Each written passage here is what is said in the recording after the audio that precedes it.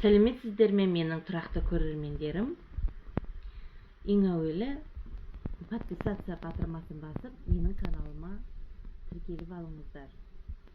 Бүгінгі видеомды соңына дейін тыңдасаңыздар, керемет жақсы ақпаратпен бөлісесіздер. Менің видеома ұнаса ұнағанын, ұнамаса ұнамағанын жазып, лүпіл басып отыруды ұмытпаңыздар. Бүгін мен сіздерге сабақта, кез келген уақытта жас ерекшеліктеріне байланысты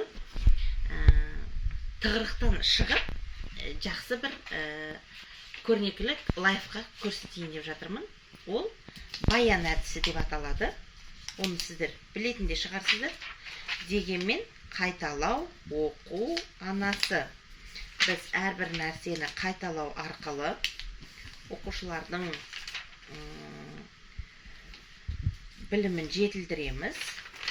Сондықтан осындай гармошканы А4 қағазынан немесе осындай түрлі түсті қағаздан жасай салуға болады. Әрі тез, әрі оңай. Бұл әсіресе мен көбіне оқушыларға мақал-мәтелдерді қайталаған кезде, одан кейін сұраққа жауап берген кезде осыны пайдаланамын. Сұрақтар қояды, мысалы бір оқушы бастайды, сол сұраққа жауап бере бастайды. Міне осындай қылып жасап аламын. Одан кейін, мысалы үшін,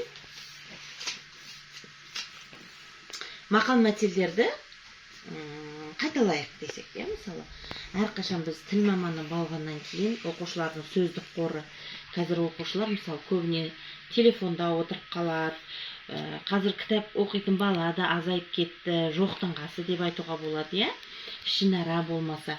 Сондықтан біз сөйлеу қорымызды көбейту үшін көбіне мен сырсандық деп айтып, оқушыларға мақал-мәтелдерді кәдімгідей қима қағаздарға жасап, оны сыртын скотчтап келіп, әртүрлі осы 1001 мақал, 101 жұмбақ сайысын өткізуге тырысамын.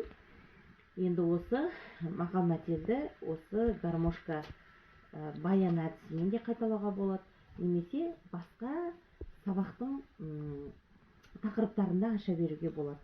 Мысалы үшін, бірінші оқушы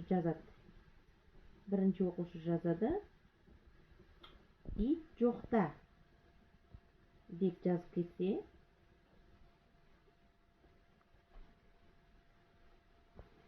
екінші оқушы ойланып отырып, оның жауабын жазады. Ит жоқта не болады? Не болады? Шошқа үреді.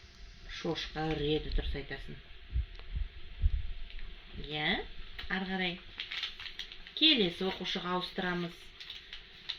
Айдағаным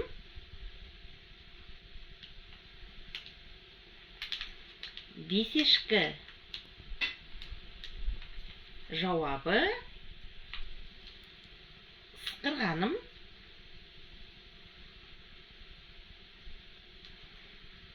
жер жарады.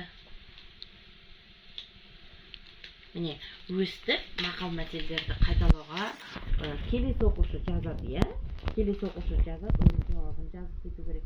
Кім таба алмайды, сықшып қойып кетеді, сол баланың мақалды білмегенін ары қарай пысықтап. Бұл мақалды мысалы әртүрлі тақырыпта емес, мысалы білімге байланысты мақал-мәтелдерді қайталағанда болады. Немесе әртүрлі тақырыптарды қайтала беруге болады. Жаңағындай ит жоқта шошқа үреді, айдағаным бесешкі, сықырғаным жер жарады деп, сосын әртүрлі тақырыптарды да сөйлете беруге болады. Немесе жаңағы мақал-мәтелдерге байланысты суреттерді тақтаға іліп қойып, сол суреттерді осы гармошка арқылы да сөйлетуге болады. Міне, сіздермен болған Ардақ Әлібековна. Менің келесі видеомды да міндетті түрде қараңыздар. Бұдан да қызық, сіздерге керек ақпараттармен бөлісемін. Сау, саламатта болыңыздар.